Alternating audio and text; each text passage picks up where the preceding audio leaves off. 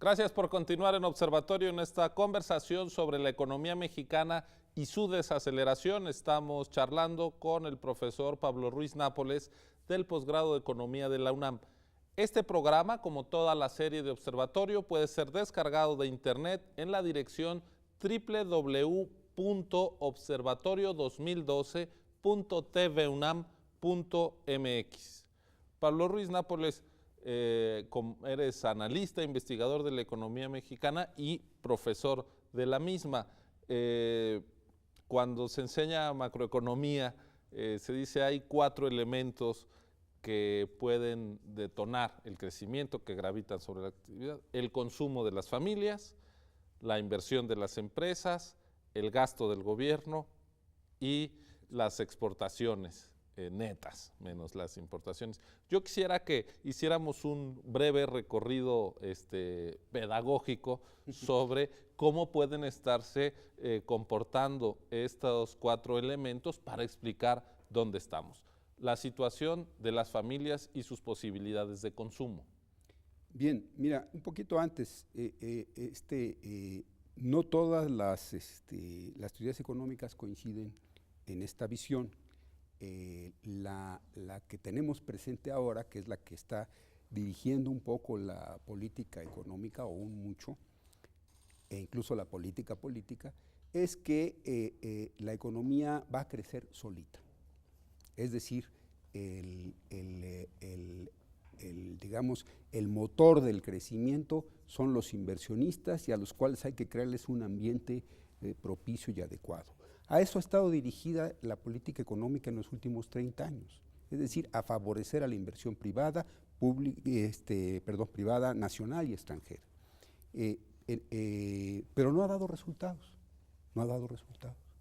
Y no ha dado resultados no en estos últimos 30 años, sino en ningún país, y nunca ha dado resultados. Es decir, siempre el elemento incluyente, digamos, que genera el crecimiento ha sido el Estado. Esto lo ha demostrado el coreano Ha-Joon Chang en sus trabajos. En todos los países que hoy son desarrollados hubo un proceso de arranque liderado por el Estado. En México también. En México hubo un proceso liderado por el Estado que al final pues terminó, llegó a una cierta etapa, y llegaron otras personas con otra visión. Esta otra visión no le da ninguna importancia a estos elementos de la demanda, porque ellos no creen en la demanda. ¿Sí? Entonces, ahí el análisis nunca te va a llevar por ningún otro lado. Están insistentes en que el mercado tiene que dar de sí, y además el Estado ha perdido todos los controles, todos. Es decir, se ha puesto ahí sí que un harakiri. El Estado, ahorita como está, tendría que empezar por recuperar el control de la política monetaria, el control de la política crediticia, el Estado, ¿sí? Una política industrial realmente progresiva, hacia adelante, y lo que es muy importante, lo que es esencial y no ha ocurrido, una política fiscal efectiva.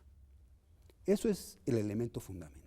Ahora, ¿sí? para tratar de hacer, digamos, esta reflexión Sí. que tú haces, desagregarla, incluso para quien no está familiarizado con términos económicos como demanda agregada, progresividad, en fin. Yo te pediría, y sin, digamos, renunciar al tono crítico, Sí.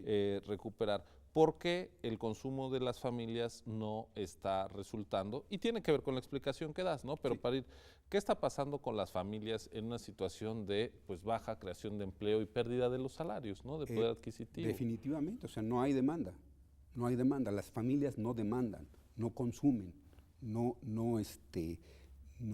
demandan bienes y servicios a las empresas, y bueno, pues, esto es notable, notabilísimo. Muchos productores, amigos míos de pequeña y mediana empresa, que es la que genera empleos, pues me dicen, está el mercado frío, completamente frío, ¿sí?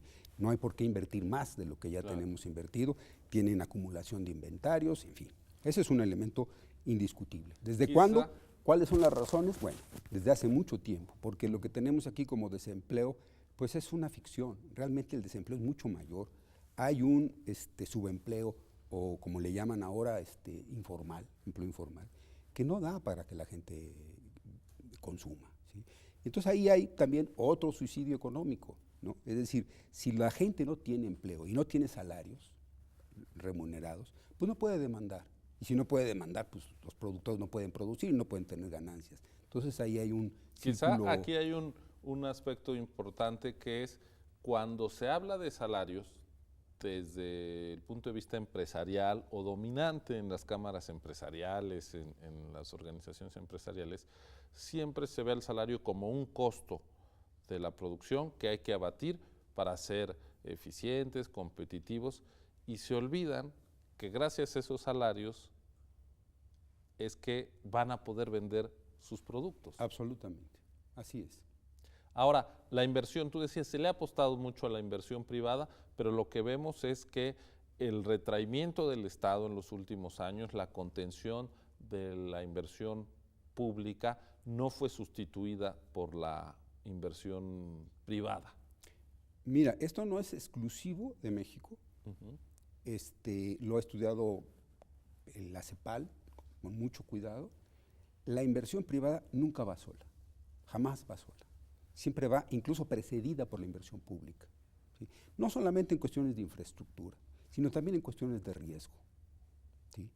Y bueno, ¿qué otra cosa? El crédito, ¿sí? Claro. Es decir, tiene que haber una política del Estado, a través del Banco Central, de crédito barato para que las empresas inviertan y que el Estado le dé seguridades en ciertas cosas. Bueno, esa es una parte, digamos, la parte de la inversión, ¿no? Pero también el Estado era un gran demandante. Claro. Si el Estado no demanda a empresas grandes y es Si un no gran les demandante, compra. no les compra, pues.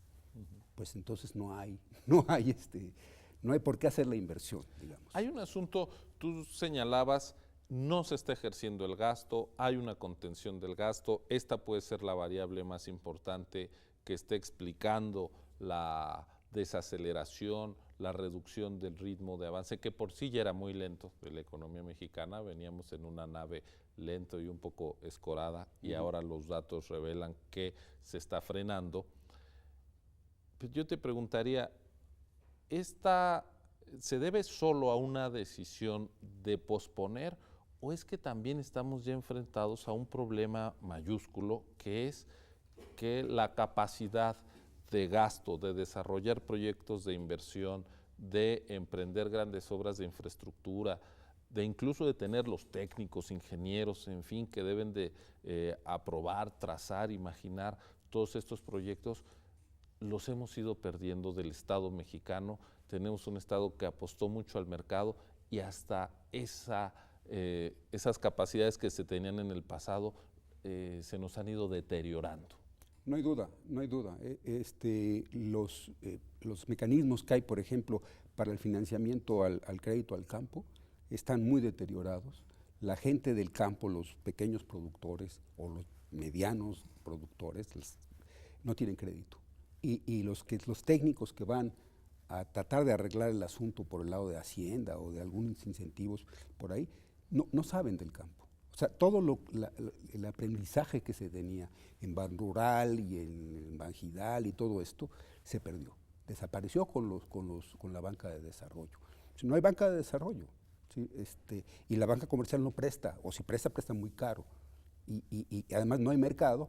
Bueno, pues el capitalista o el inversionista, si le quieres llamar de otra manera, el inversionista no le va a apostar a un mercado que está deprimido sin crédito y sin respaldo del gobierno. ¿No? Ahora, para cerrar este bloque, Pablo Ruiz Nápoles, el sector externo. Sabemos que desde 2008 hubo una crisis económica que después se volvió desaceleración, la gran recesión, le han llamado algunos, en contraste con la gran depresión de los años 30, pero lo cierto es que, por ejemplo, Estados Unidos, el trimestre que acaba de terminar, donde nosotros caímos 0.7%, ellos crecieron arriba del 2,5%. ¿Hasta dónde podemos atribuir al sector externo o qué esperar del sector externo, de nuestra capacidad de exportar? Bueno, mira, yo creo que no hay que tampoco sobreestimarlo, pero es indudable que el indicador más adecuado no es propiamente el Producto Interno Bruto de los Estados Unidos o su tasa de crecimiento, sino el ingreso personal disponible. Es decir, los estadounidenses compran productos mexicanos o se vienen de paseo acá con México por muchos factores. Uno de ellos es su propio ingreso. Otro problema, pues es indudable, que es la inseguridad que se vive en el país. Entonces eso aleja a los turistas, ¿no? Entonces, ahí tenemos fuentes de que no están entrando las divisas que nosotros queríamos. Pero además, la propia desaceleración actual o anterior de los Estados Unidos y los bloqueos a la migración, pues ha puesto en tela de juicio el asunto de las remesas. La remesa es una fuente de demanda realmente importante para México, de demanda interna de bienes de consumo, pues están cayendo. Eso es indudable, y además lo grave de esto es que estamos dependiendo totalmente de estos sectores, de las remesas y de las exportaciones, en muchos sentidos. No digo que sea la única causa, por supuesto ya analizamos otras, pero esto nos pega y se vio en el 2008 y se está volviendo a ver ahora. ¿Sí? Este asunto de que estornuda Estados Unidos y a nosotros nos da una gripe muy fuerte, ¿no? Así es, y seguimos esperando pues que mejoren variables sobre las cuales nosotros no tenemos el control. Yo quisiera ir a la parte de las alternativas. Vamos a hacer una pausa y vamos a presentar un pequeño reportaje, una cápsula sobre lo que ha sido la propuesta de paquete económico para 2014 que acaba de presentar el Ejecutivo Federal, el presidente de la República, y que será considerada por el Congreso en los próximos meses. Ya regresamos, esto es Observatorio.